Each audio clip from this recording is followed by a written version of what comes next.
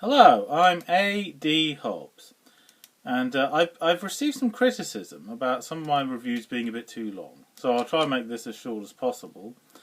Anyway, my review concerns the 70th anniversary of the end of World War Two. Because 70, that's a nice round number, so you should talk about things that's, yeah. And so I figured I should say something. I've seen lots of stuff on the telly, all about how it's good that World War Two is over. Yeah, celebrating the end of World War Two. Yes, the only good thing about war is that it comes to an end. So why would anyone celebrate the beginning? Celebrate the end, yeah. And once I saw a review about I think it was a film or something. But anyway, it was there was nothing but visual aid throughout the whole thing. We only saw the narrator's face. Only heard his voice. Yes, just heard his voice. Didn't see him at all. Only saw the visual aid. Well, anyway, this is not one of those reviews. There's very little visual aid. So here's something. This is a character from X-Men. And what's he got to do with World War II? Well, he represents the determination to fight for what you believe in. Yeah. He's a very determined beast. Yeah, the X-Men beast. Yeah. Okay, well, what can I say about World War II? Well, I'll start at the beginning. My earliest ever memory of World War II was seeing the sitcom 'Allo 'Allo. I had no idea that it was about World War II. I didn't recognise the period of the costume and everything. And because I was only about 4 or 5 and I didn't know what a war in general was, When I found out what war was, I thought, oh, that's horrible. Yes, millions of people killing each other over that's diabolical, Well, maybe not millions, no, but in World War One and World War Two, yes, it was millions. That was what made both those wars unique, in that entire populations fighting each other. Yeah, and the thing is, Adolf Hitler, leader in World War Two, basically, it was the Nazis did crimes against humanity because Hitler said it was okay. So in other words, the people of Germany, the entire nation, they weren't violent, deranged maniacs. But Hitler made them like that. It's okay to commit these atrocities if the politicians say it's okay. So for me, Hitler was an impressive demonstration of how he can turn good, honourable people into psychotic maniacs and make them lose their humanity. Yes, Hitler was a really dangerous man. Not only was he totally evil, because of his influence, he could make other people turn totally evil like him. Okay, a few Nazis tried to assassinate Hitler because he was such a nutter, but okay, you know what I mean. In general, he had the power to manipulate people's behaviour and make it seem normal and everything. And some say, if you're an atheist, that makes you an evil person. People are only good because of their fear of God. Well, maybe that's true in some cases, but not in the case of Hitler. Hitler was a Christian, a Catholic, firmly believed in God. And he thought God had chosen him to take over the world. Did he not appoint me to rule the world? So no, he's grossly misinterpreted what the message in the Bible says. The message in the Bible is one day there'll be world peace. And Hitler thought, well, the only way to do that is if somebody takes over the whole world. Well, no. That will not make world peace. That will start another world war. And yes, some more visual aid here. This is a Jeep. I think one of the earliest war-themed toys I ever got. The Jeep came out in 1940, and we still have them now. It's very compact, because there's no doors, no windows, no roof, so you can get the wounded in quickly. If you need to get out somewhere extremely fast, yes, all your comrades jump onto it and yes, get the heck out of here fast. Yeah, so that's good. That's the Jeep, and still the image of the Jeep is still popular with kids today. Yeah, I saw this in the toy shop when I was about 5, and so I like that. That's a cool. And this is the actual one I had from when I was a little boy. Okay, there's meant to be a heavy machine gun that you attach there, that's missing. But apart from that, yes, excellent toy. Had a bit of wear and tear over the years. But there we are, a really cool Jeep, and it's made in England. It's not made in Taiwan or Hong Kong, no, it's back in the day. Yes, this is going back a bit, yeah, when toys were made in England. Then we have the star there. And anyway, so what's my take on World War II? Well, there's been more films and TV shows about World War II than any other war. In fact, there was one TV show that was supposed to be about World War II, but it never got made because the TV network said, no, we're sick to death of World War II stuff. It's everywhere. Do something to change it, or we're not doing it at all. Now, why is that? What is it that's so popular about World War Two? Well, for me, I think it's because it was the last war in which good and evil are clearly defined. You know what I mean? There are other battles before it and battles after it where it's debatable who the good guys and who the bad guys are, you know, or someone more good than bad or someone more bad than good. But there was no doubt about it. The Nazis were definitely the bad guys in World War Two. And, okay, World War Two didn't end 70 years ago to the day, but it did end to the year, so this is the more or less anniversary of that. In fact, for many years at school, I thought World War Two ended on the 8th of May, 1945. No, it didn't. It was still going on in the Pacific. It was over in Europe, but not the rest of the world, so that's why it's called VE Day. And Churchill did that famous thing of his hands like that, and it means V, victory, like that.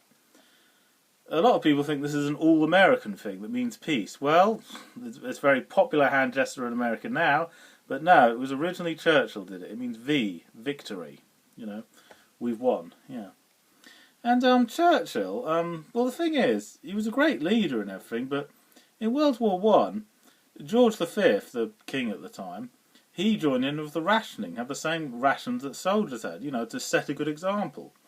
Whereas Winston Churchill was overweight, smoked cigars, and drank a lot of brandy. Well, does that set a good example? Well, we won, didn't we? You know? We won, yeah. I guess he smoked and drank a lot because of the pressure, you know. If I lose, we're going to be, you know, invaded and tyranny forever.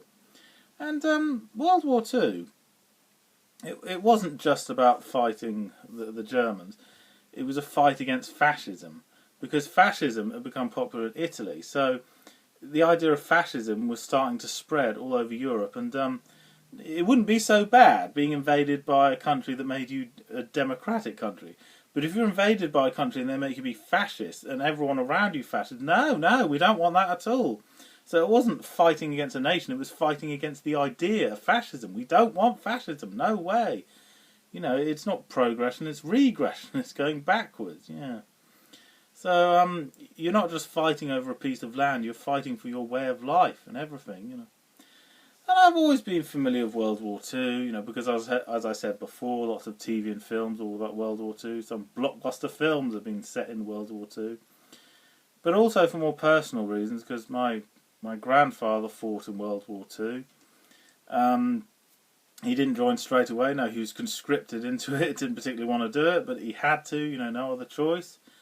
My grandfather wasn't particularly religious, but many, many times he prayed to God to make the war end, you know. So yes, it was terrifying, you know.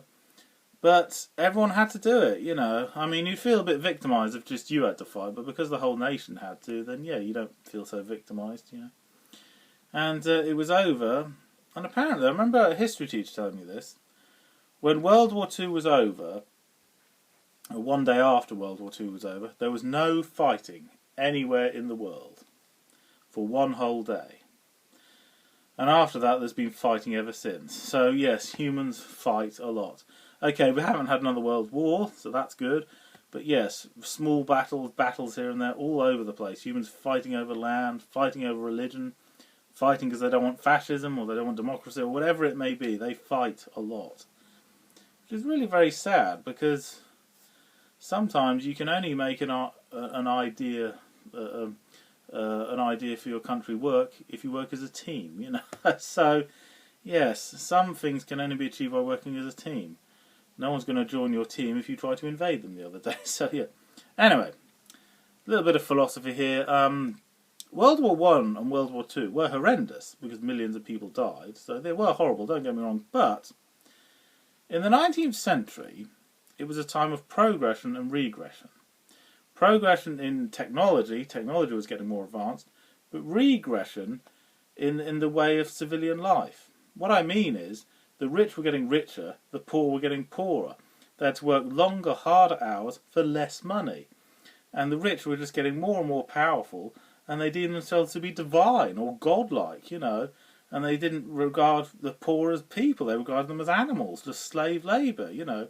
However, things got a bit better for the working man after World War One, and things got better for women. Women got the vote, so yes, that's good. And then after World War Two, all the people, they wanted a home fit for heroes. You know, I mean, think about it.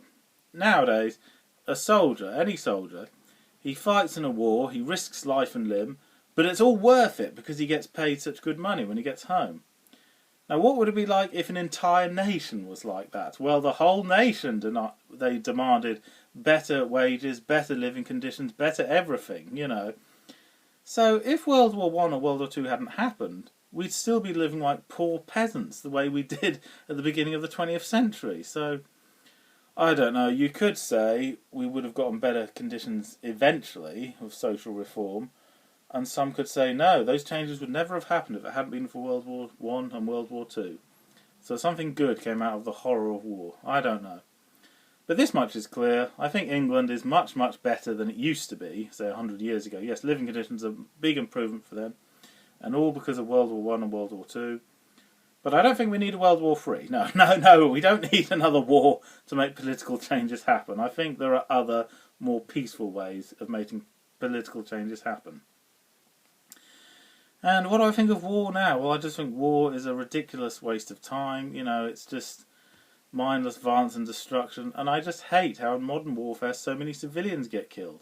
Oh yeah, some soldiers get killed too, but a lot of civilians as well. It's just horrendous. And why can't armies just make the effort to only kill the enemy soldiers and not kill any civilians at all, you know? That would be much better, you know. But, okay, as I was saying before, the one good thing about war is it comes to an end. Yes. So, this is a proud day to celebrate because it's the same year that the World War II ended 70 years ago. And there hasn't been another world war, so that's good. And if we keep this up, maybe one day there'll be no wars at all. Yeah. And, okay, one last look at the visual aid here, yeah. Yes, it was a fight against the Germans, a fight against tyranny, and a fight for freedom of choice, yeah. So it's good that we live in a free world. Yeah. Okay, and my grandfather is very old, but yes, he understands and appreciates that, you know, that yes, he lived to be a very, very old man, and he's still with us now, so that's good. Yes, all the fighting, all the war was worth it. If my grandfather had died in World War II, my father would never have existed, and therefore I would have never existed. So yes, as far as I'm concerned, yes, it was a war worth fighting for, because it ensured that I existed. Well, not just me, obviously lots of other people got to exist as well, yeah. Okay, so, enjoy every moment of peacetime. I'm very fortunate. I've never been conscripted into a war, and I hope nobody ever gets conscripted either, yeah. So, in other words, World War II ended